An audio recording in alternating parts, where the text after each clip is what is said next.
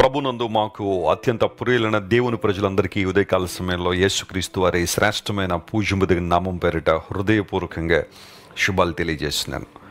అతడు చేయునుదంతయు సఫలమగును అని కీర్తన గ్రంథం 1వ కీర్తనలో రాయబడిన రీతిగా నీవు చేసే ప్రతి పనిలో సఫలతను చూడాలి అంటే, దేవుని మహిమను చూడాలంటే, ఆయన ప్రభావాన్ని చూడాలంటే నువ్వు దివారాత్రము దేవునిలో ఆనందించే వ్యక్తిగా ఉండాలి. ప్రపంచంలో చాలామంది లోక సంబంధమైన విధానాల్లో ఆనందిస్తున్నారు. లోక సంబంధ విధానాల్లో ఆనందించడం వారికి చాలా ఇష్టం. అయితే దేవుని బిడ్డలంగా మనము నేర్చుకోవాల్సిన విషయం ఏంటంటే ప్రభువు సన్నిధిలో ఆనందించడం, వాక్య పఠనంలోనూ ప్రార్థనలోనూ పరిశుద్ధంగా జీవించడంలోనూ దేవుని చిత్తాన్ని నెరవేర్చడంలోనూ మనము ముందుకు సాగిపోయినప్పుడు ప్రభువు మనకు సఫలత దయచేస్తాడు. ఈరోజు మీరు కూడా మీరు చేస్తున్న పనుల్లో సఫలతను సాధించాలని ఆశపడితే ప్రభువు దగ్గరగా రండి. ప్రభువుని ప్రేమిస్తున్నారు. మీ జీవితంలో ఉన్నతమైన కార్యాలు జరిగించడానికి సామర్థ్యం కలిగిన వారు ఆయన. ఈరోజు వాగ్దానం కోసం కనిపెడుతున్నారా? పరిశుద్ధ గ్రంథాలు మీ దగ్గర ఉంటే తెరవండి. రూతు గ్రంథం 3వ అధ్యాయం 11వ వచనం ఈరోజు ధ్యానాంశంగా మనం చదువుకుందాం. The book of Ruth chapter 3 and verse 11. కాబట్టి నా కుమారి భయపడకుమో, నీవు చెప్పినదంతయు నీకు చేసేదను, నీవు యోగ్యురాలవని నా జనులు అందరూ ఎరుగుదురు.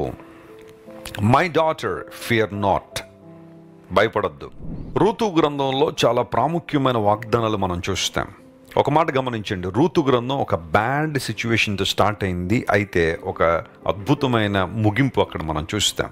This book was started with a bad situation but ended with a good one. ఒక ప్రతికూలతతో పుస్తకం ప్రారంభించబడింది, ఒక ఆశీర్వాదంతో పుస్తకం ముగించబడింది.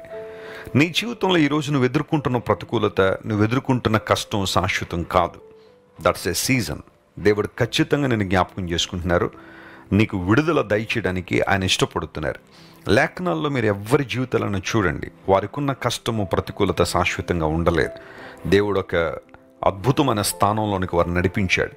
అనేక మంది దీవెనకరంగా దేవుడు వారిని చేశారు. మరి ఈ శ్రమ, ఈ కష్టం, ఈ ప్రతికూలతలు ఎందుకు దేవుడు అనుమతిస్తారు అంటే, ఆ సమయంలో నిన్ను నువ్వు బాగా సిద్ధపరచుకోవడానికి, దేవుడు నిన్ను ఆశీర్వదించినప్పుడు ఆశీర్వాదాన్ని కరెక్ట్గా నువ్వు వినియోగించగలిగే సామర్థ్యము, జ్ఞానము, తెలివిని నువ్వు పొందుకున్నట్లుగా దేవుడు నిన్ను సిద్ధపరుస్తూ ఉంటారు.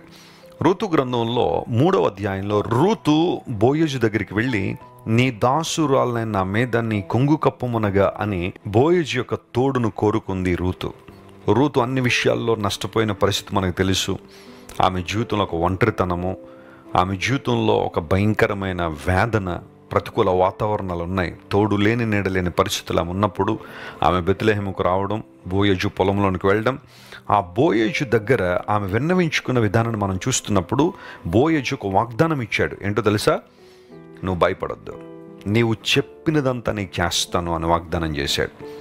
బోయజు మన ప్రభువుని యేసుక్రీస్తు వారికి ఈ సందర్భంలో సాదృశ్యంగా కనబడుతున్నాడు.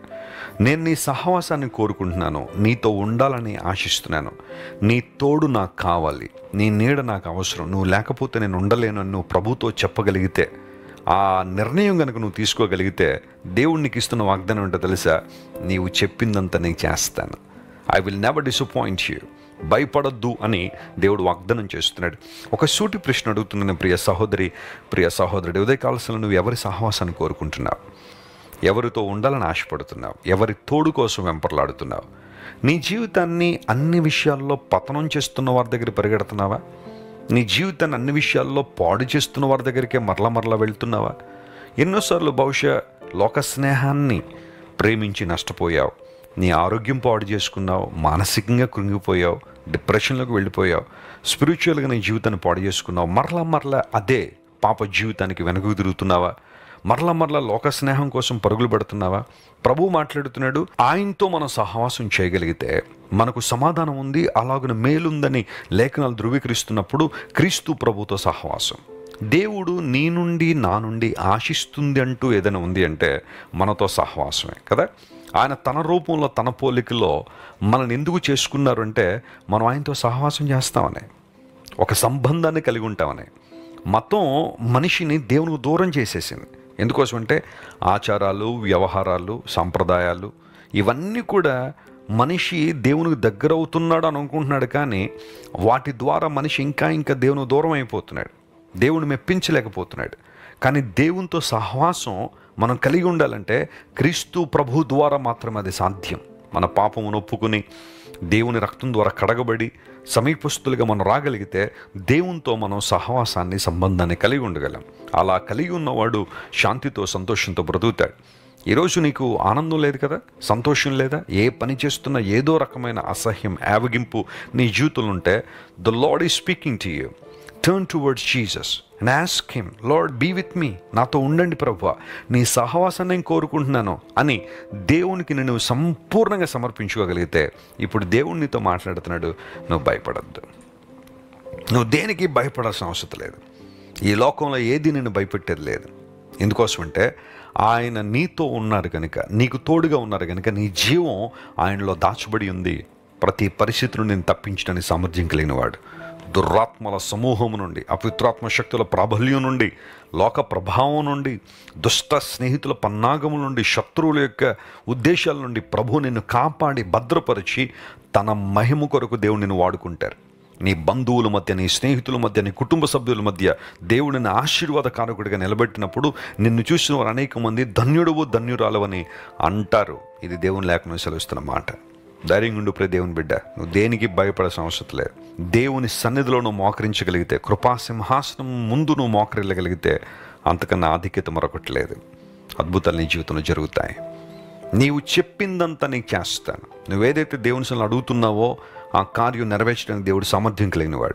యోహాను భక్తుడు అంటాడు, దేవుని వల్ల మనకు కలిగిన ధైర్యం ఏంటి అంటే, ఆయన చిత్తానుసారంగా మనం ఏది అడిగినా ఆయన మన మనవి ఆలకిస్తారు. Whatever you ask it shall be granted. ఎందుకోసమంటే నువ్వు ఆయన చిత్తానుసారంగా అడుగుతున్నావు కాబట్టి. ప్రార్థనలో ఎదగండి, ప్రార్థన జీవితంలో ముందు కొనసాగండి. ఆయన చిత్తాన్ని తెలుసుకుని ఆయన ఉద్దేశాల ప్రకారం మనం ముందు కొనసాగలిగితే మన ప్రతి అవసరాన్ని దేవుడు తీరుస్తాడు. నేను కోరుకుంటున్నాను దేవుడు మీ జీవితంలో ఈ వాగ్దానం నెరవేర్చాలని. కన్ను మూసుకొని ప్రార్థన చేసుకుందాం. ప్రేమగల తండ్రి, నీవు భయపడద్దు, నువ్వు చెప్పిందంతా నీకు చేస్తాను అనే వాగ్దానం ఈరోజు మరి మాకు ఇచ్చారు.